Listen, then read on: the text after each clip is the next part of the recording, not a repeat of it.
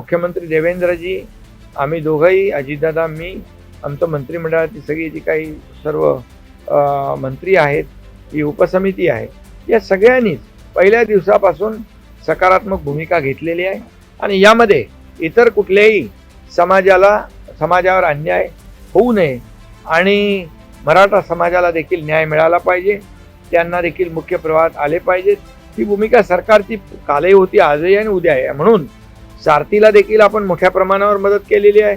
UPSC MPSCचे विद्यार्थी मोठ्या प्रमाणावर त्यामधून त्यांना फायदा होतोय. अण्णासाहेब पाटील आर्थिक विकास महामंडळ 10 लाखाची मर्यादा होती, आम्ही 15 लाख केली बिनव्याजी.